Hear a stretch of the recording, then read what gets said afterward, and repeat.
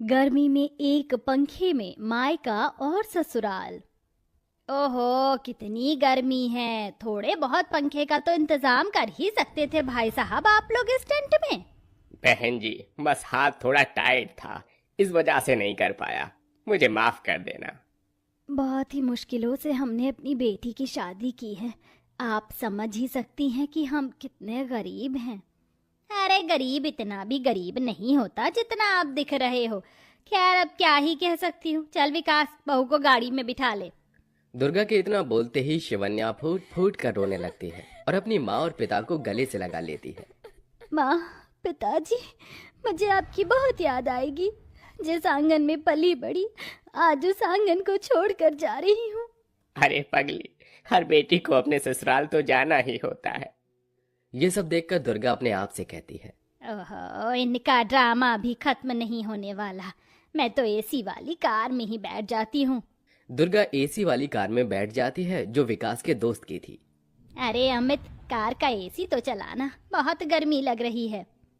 Amit car का AC चला देता है। कुछ ही देर में शिवन्या अपने पति के साथ कार में बैठ जाती है और अपने ससुराल पहुंच जाती है, जहां उसकी ननद उसका गृह प्रवेश करती है। आ जाओ भाभी, इस घर में आपका स्वागत है।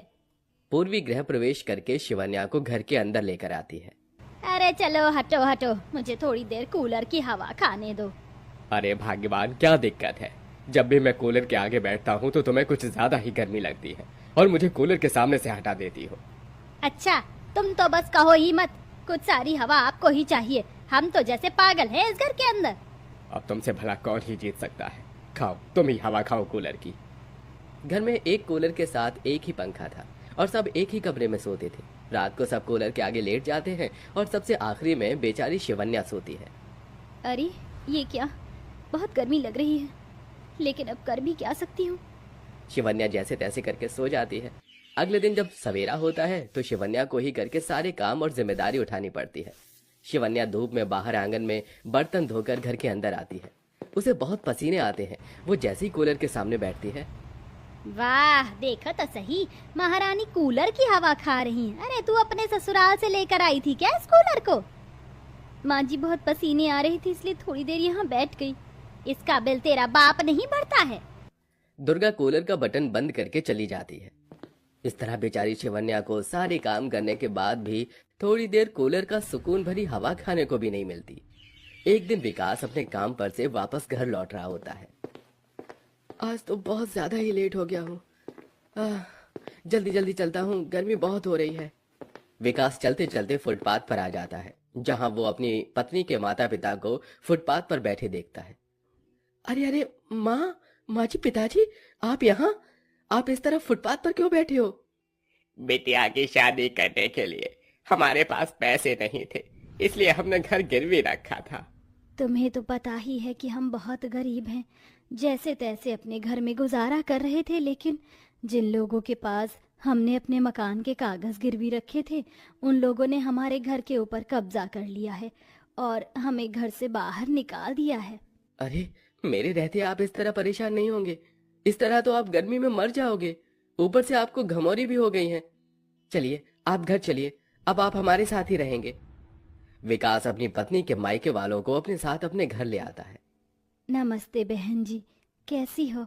मैं तो ठीक हूँ, लेकिन आज बिन बुलाए आज हमारे घर पर। माँ, इन्हें मैं यहाँ लेकर आया हूँ। विकास दुर्गा को सब बताता है। अरे तेरा दिमाग खराब तो नहीं हो गया है? तू क्या सोचकर इन्हें घर ले आया? अरे हमारा खुद का गुजारा तो हो नहीं पा रहा, अब तू इन्हें भी इस घर के अंदर ही रखेगा? माँ, आप भी ना कैसी बातें कर रही हो? जैसे हम लोग इस घर में रह रहे हैं उसी तरह ये लोग भी रह लेंगे। इन्हें आज हमारी जरूरत है। हमें इस तरह अकेला इन्हें नहीं छोड़ना चाहिए। लगता है बहू ने तुझे अपने वश में कर लिया है, तब भी तो उसकी और उसके परिवार वालों की चिंता करता है। अब मैं तुझे क्या ही बोलूं, जो तुझे ठीक लगे वही कर।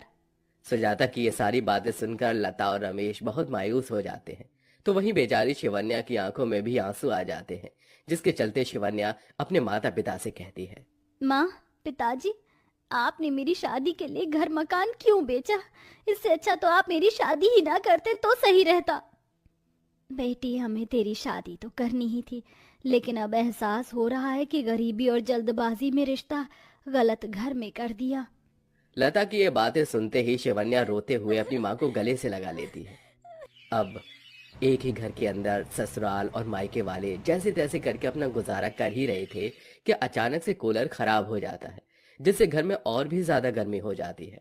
हे भगवान, ये क्या, जब से इस घर के अंदर हमारी नई बहू आई है कोई ना कोई काम खराब हो ही जाता है। आज देखो ना, हमारा कूलर भी खराब हो गया। अब इस गर्मी में हम लोग कैसे गुजारा करेंगे? मुझे तो लगता है बहू के पैर ठीक नहीं हैं। कहीं हमारी बहू अपशगुनी तो नहीं है? दुर्गा के मुंह से ये बातें जब शिवन्या और उसके माता पिता सुनते हैं तो उन्हें बहुत बुरा लगता है। रात भर अब बहू के मायके और ससुराल वालों को एक पंखे के नीचे ही सोना पड़ता है। किसी को भी पंखे की हवा सही से नहीं लगती और सब पूरी रात परेशान हो जाते हैं। ये देखकर अगले ही दिन शिवन्या काम करने के बारे में सोचती है। इस तरह मेरे पति अकेले घर का खर्च कब तक उठाएंगे? मुझे अपने पति की मदद करनी चाहिए। अगर मैं भी कमाऊंगी तो उन्हें थोड़ा सा साथ मिल जाएगा। काश कि मैंने तेरी शादी कोई अच्छे घर में की होती। कम से कम ये दिन तो तुझे देखने नहीं पड़ते। ये सब हमारी ही गलती है बेटा। इस तरह शिवन्या सुबह आंगनवाड़ी में बच्चों को पढ़ाने का काम पकड़ लेती है और शाम को एक अमीर घर में खाना बनाने का काम पकड़ लेती है, लेकिन इसके बारे में वो किसी को नहीं बताती। एक दिन शिवन्या की माँ लता ही उससे पूछ लेती है, तुम रोजाना सुबह शाम गायब रहती हो, कहाँ चली जाती हो? वैसे तुम्हें सब कुछ जानती हूँ, लेकिन मैं तुम्हारे मुंह से सुनना चाहती हूँ। एक माँ से उसका बच्चा क्या ही छुपा पाएगा? माँ, आपको पता चल गया है कि मैं काम करने लगी हूँ। हाँ बेटी, मैं जानती हूँ, लेकिन तू जानती है ना तेरी सास कैसी है। अगर उसे पता चला तो तुझे 100 बात सुनाएगी। मुझे अपने पति की हेल्प करनी है और साथ में इस घर के अंदर एक कूलर पंखा दोबारा से लगवाना है, ताकि किसी को गर्मी में मरना ना पड़े। ऐसे ही शिवन्या बहुत ही स्ट्रगल करती है। उसे घर के सारे काम भी करने होते हैं और साथ में उसे छुप छुप कर नौकरी पर भी जाना पड़ता है। एक दिन दुर्गा शाम के वक्त लता और रमेश से कहती है, अरे बेटी के ससुराल में आने के बाद मुफ्त की रोटी तोड़ते हुए शर्म नहीं आती क्या तुम्हें? मुझे तो लगता है बिल्कुल ही बेशर्म हो। तभी वहाँ ऑफिस से शिवन्या वापस घर आती है और वो ये सब सुन लेती है। उसके हाथ में एक पंखा और एक कूलर होता है। देखो तो सही, क्या कहने, एक हाथ में पंखा है तो एक हाथ में कूलर। किसका है ये? ये सब मेरा है माँ जी, मैं लेकर आई हूँ। आज मुझे मेरी पहली तनख्वाह मिली है, बस इसी की खुशी में।